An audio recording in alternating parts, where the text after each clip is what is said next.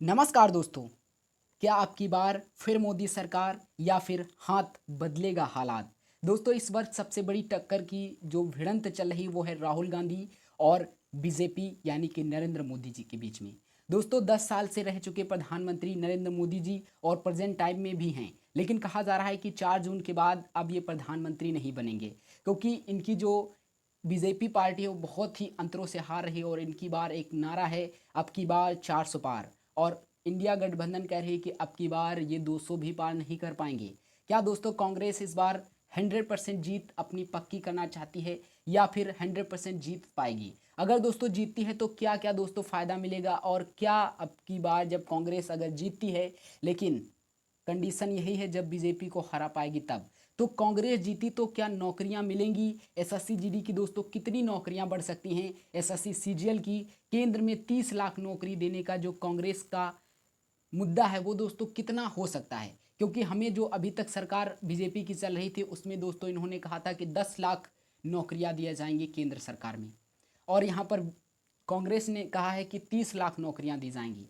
तो आप समझ सकते हो कि कितनी ज़्यादा कांग्रेस ने नौकरी देने की बात की गई है। यहाँ पर सिर्फ नौकरी की बात ही नहीं है, यहाँ पर हर एक चीज़ के बारे में बात की जा रही है। यहाँ पर बेरोजगारी के बारे में बात की जा रही है, यहाँ पर भ्रष्टाचार के बारे में बात की जा रही है, यहाँ पर किसानों के बारे में बात की जा रही है। सबसे ज़्यादा महिलाओं पर फोकस किया गया है। अभी तक आप सभी को पता है कि 33% आरक्षण मिल रहा था, लेकिन कांग्रेस कहती है कि अगर वो जीतती है तो 50% महिलाओं का क्या कर देगी, आरक्षण कर देगी।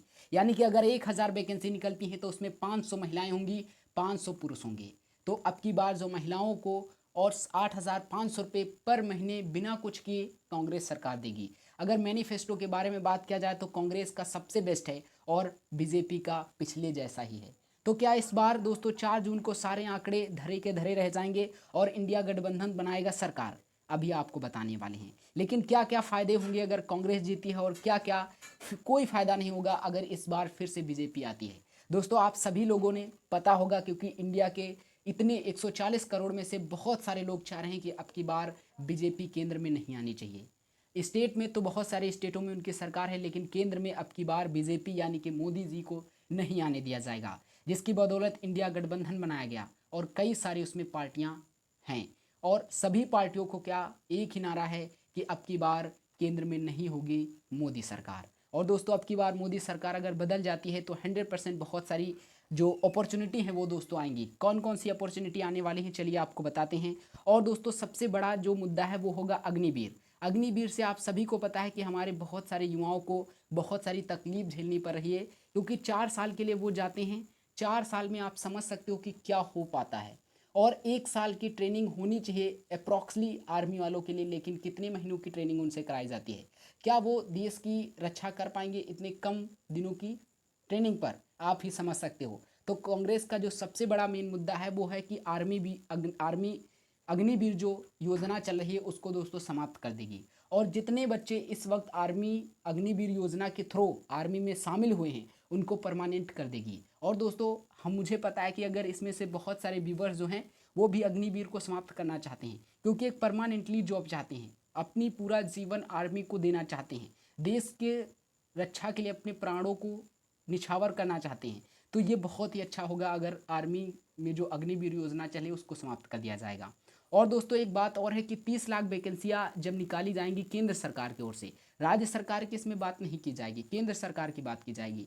तो 30 लाख वैकेंसी निकाली जाएंगी, इसका मतलब आप समझ सकते हो कि अभी तक जो एसएससी जीडी में 25,000 जो इस वक्त चला है, 26,000 पिछली बार निकली थी, 50,000 जो वैकेंसी आ रही थी, उसको दोस्तों डायरेक्ट दोगुने से तिगुना कर दिया जाएगा, क्योंकि 30 लाख वैकेंसी 5 साल के बारे में बात की गई है। और आपको पता है कि 5 साल जब 30 लाख वैकेंसी दी जाएंगी तो सबसे बड़े बड़े जो संस्थाएं हैं जैसे कि एसएससी में बहुत सारी वैकेंसियों को खोला जाएगा, रेलवे में बहुत सारी वैकेंसियों को खोला जाएगा, आर्मी में बहुत सारे बच्चों को सिलेक्शन मिलेगा, तब जाकर 30 लाख नौकरियों को क्या करेगी कांग्रेस पूरा कर पाएगी। तो आप समझ सकते हो कि एसएससी जीडी की जो वैकेंसी होंगी वो हर साल निकलेंगी और तकरीबन 1 लाख के ऊपर ही निकलेंगी, तभी दोस्तों ऐसा हो पाएगा कि 30 लाख वैकेंसियां जो हैं वो 5 साल में कराई जा पाएंगी। और ये दोस्तों ऐसा नहीं है, ये पहले ही 8 महीनों में कंप्लीट होने लगेगा ये प्रोसेस, और जो पूरी की पूरी चीज़ें हैं वो 8 महीने के अंदर ही होने लगेंगी। दोस्तों बहुत सारी फैसिलिटीज़ मिल सकती हैं अगर कांग्रेस जीतती है तो। अगर नरेंद्र मोदी जी यानी कि बीजेपी जीतती है तो आप सभी को पता है कि पेपर लीक होगा। अगर पेपर लीक नहीं होगा तो रिजल्ट बहुत दिनों बाद आएगा। जैसे कि अभी हम सभी को पता है कि एसएससी जीडी का चल रहा है। 3 अप्रैल को क्या आया था, उसके आंसर की आई थी। अभी रिजल्ट का पता नहीं है। फिजिकल टेंडर कब होगा, 11 था, अभी 13 मई को हो रहा था, अब 11 जून को होगा। तो यहाँ पर बहुत सारी नाकामियों को देखने को मिल रहा है। अगर दोस्तों इस बार कुछ बदलता है तो 100% अगर कांग्रेस की सरकार आती है, अब मैं यही नहीं कहता हूँ कि आप कांग्रेस को ही वोट दीजिएगा, आपको जो मन चाहे, जिस पार्टी को मन चाहे वो उस पार्टी को आप वोट दीजिएगा, लेकिन वोट 100% दीजिएगा। क्योंकि आप सभी को पता है कि ये लोकतंत्र का सब वो हिस्सा है जिसमें हम अपने कैंडिडेट को चुन सकते हैं। और लोकतंत्र का सही मतलब यही होता है कि हम अपना कैंडिडेट चुनें। वो किसी भी पार्टी का हो सकता है, किसी भी धर्म का हो सकता है, लेकिन हम लोगों को चुनना है अपने हिसाब से। जो तुम्हारे लिए अच्छा कर रहा है उसको दोस्तों चुनना है। लेकिन इस बार का जो लोकसभा चुनाव है बहुत ज़्यादा मायने रखता है सभी के लिए, तो वोट करना बिल्कुल भी मत भूलना। ठीक है, अगले वीडियो में मिलते हैं, तब तक के लिए जय हिंद।